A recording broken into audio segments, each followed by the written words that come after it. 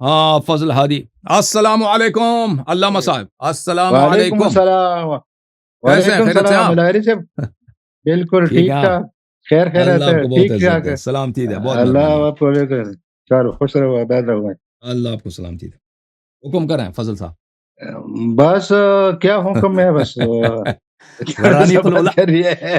الغرانیق العلا کے متعلق آپ کا کیا عقیدہ ہے شیخ صاحب؟ آپ کو تو بڑا مطالعہ ہے۔ نبی صلی اللہ علیہ سب وسلم نے بتا رہے الغرانیق العلا شفاعتهن ترتجى۔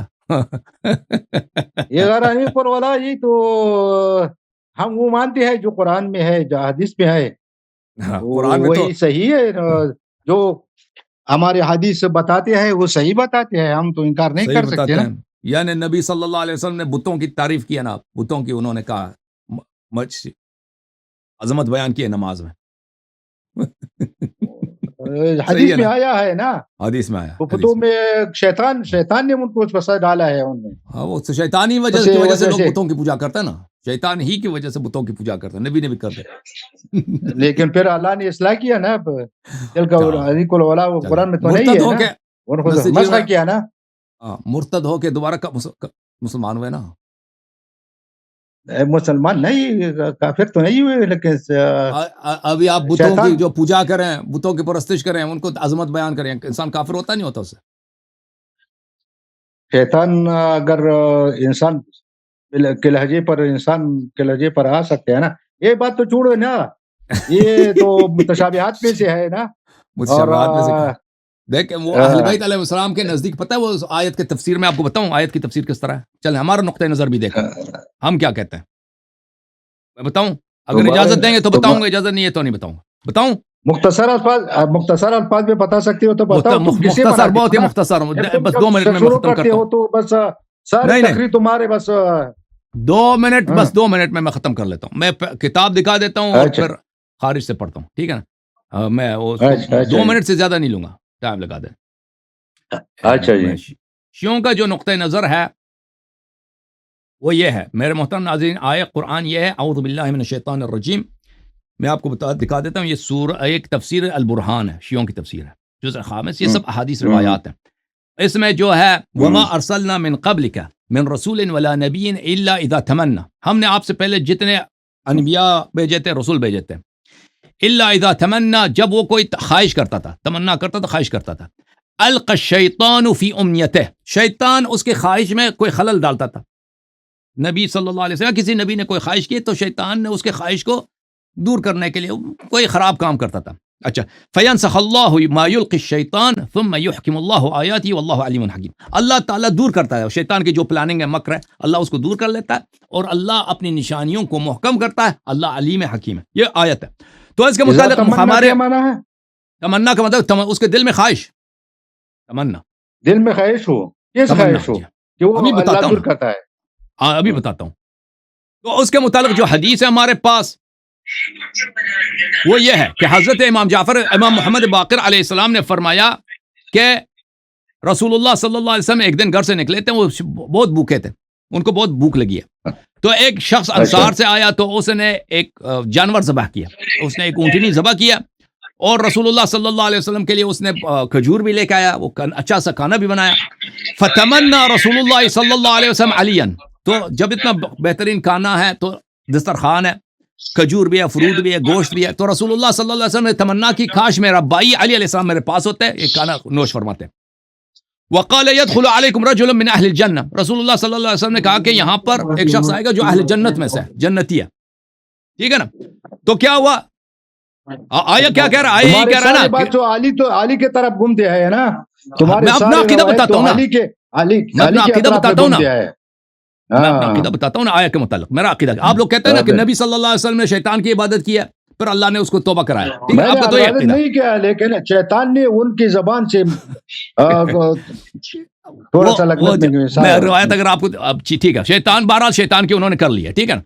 ہمارے یہ ہے کہ شیطان کی عبادت نہیں کیا، نبی صلی اللہ علیہ وسلم نے خواہش ظاہر کی کہ کاش علی علیہ السلام ہوتے ہیں، اور انہوں نے کہا ایک جنتی آئے گا، تو جب وہ کوئی خواہش کرتے ہیں، جب کوئی بھی نبی خواہش کرتا ہے تو کبھی کبھار شیطان بھی اس خواہش میں کوئی مکر کر لیتا ہے، تو کیا ہوا؟ فجاء ابو بکر آ گیا، ثم جاء عمر ثم جاء عثمان، پھر عثمان بھی آ گیا، عمر بھی آ گیا، ثم جاء علی علیہ السلام، پھر علی علیہ السلام آ گئے، تو یہ فنزلت هذه الآية اس وقت نازل ہوا ہے.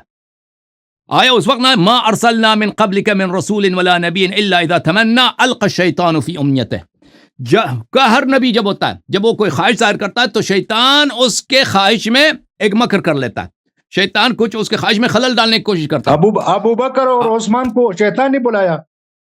ہمارا عقیدہ یہی ہے کہ نبی صلی اللہ علیہ وسلم نے خواہش کی تھی کہ علی علیہ السلام آ جائیں, تینوں آ گئے تو آخر میں علی علیہ السلام آ گئے تو اللہ تعالیٰ نے باطل کو باطل قرار دیا, حق کو حق بنا دیا, اپنی آیات کو محکم کر دی. یہ ہمارا عقیدہ ہے. جی آپ کا جو عقیدہ ہے نبی صلی اللہ علیہ وسلم نے کیا کیا تھا, شیطان ان کے زبان پہ مسلط ہو گئے نا, آپ کہتے ہیں نا. اور قرآن کیا کہتا ہے بھائی, قرآن کہتا ہے ان عبادی لیس لک علیہم سلطان الا من اتبعک من الغاوین. اس آیت کے ساتھ کیا کرو گے شیخ صاحب, آپ جب کہتے ہو کہ شیطان نے نبی صلی اللہ علیہ وسلم پہ مسلط ہو گیا ہے, اور طرف لے گیا نا. نہیں, آپ کہتے ہیں نا نبی صلی اللہ علیہ وسلم نے خود شیطان کی عبادت نہیں کی, شیطان نے ان کی زبان سے نکلوا دیا. قرآن کیا کہہ رہا ہے, ان عبادی لیس لک علیہم سلطان الا من اتبعک من الغاوین. شیطان کسی پہ مسلط نہیں ہو سکتا مگر یہ کہ وہ خود گمراہ ہو. تو آپ نے نبی صلی اللہ علیہ وسلم کو کیا بنا دیا. اب دیکھو تو آپ کے عقیدے میں ہمارے عقیدے میں کتنا زمین آسمان کا فرق ہے شیخ صاحب. ٹھیک ہے نا, آ جاؤ حق کی طرف. ہمارے عقیدے میں ہر فرق ہے نا.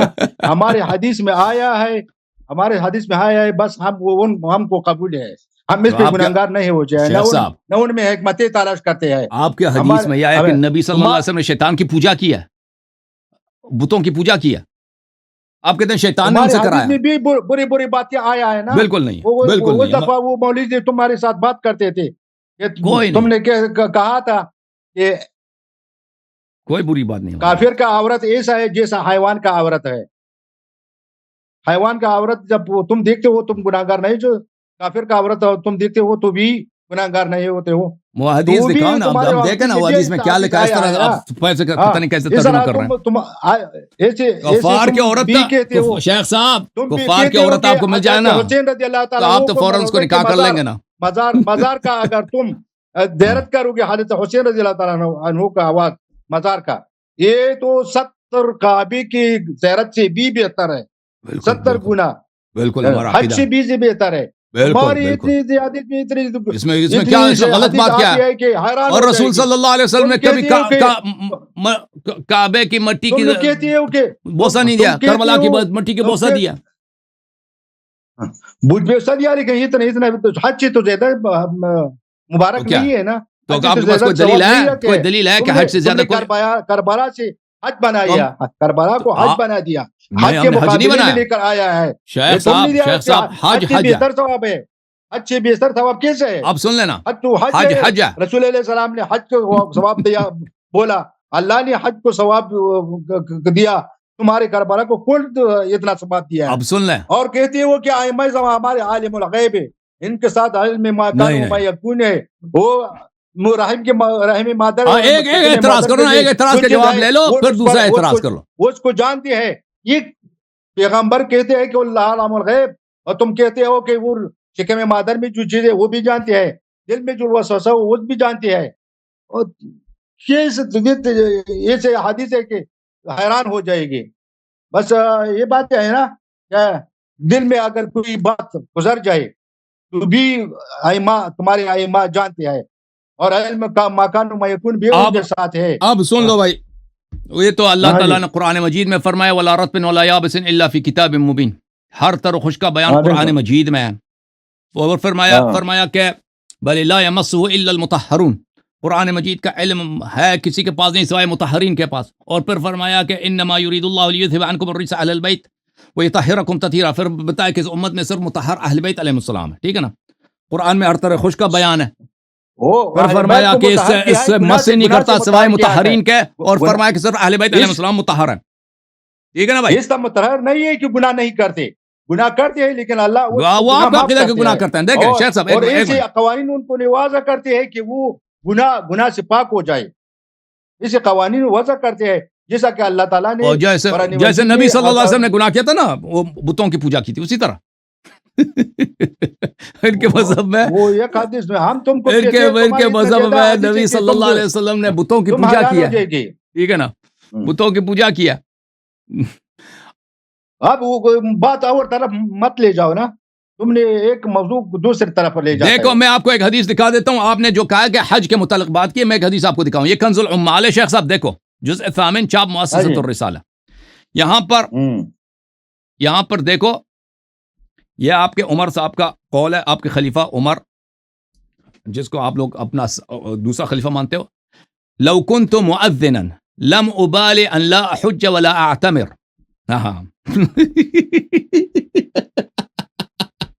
کہتے ہیں عمر صاحب کہتے ہیں اگر میں مؤذن ہوں بن جاؤں تو پھر مجھے پرواہ جانا ہی چھوڑ دوں, کوئی بات ہی نہیں ہے, ٹھیک ہے نا, الا حجۃ الاسلام, مگر یہ وہ جو واجب حج ہوتا ہے, ایک فریضہ ہوتا ہے, اس کے علاوہ میں باقی حج وغیرہ چھوڑ دوں, کوئی یعنی اذان دینا جو ہے حج اور عمرہ سے زیادہ فضیلت رکھتا ہے.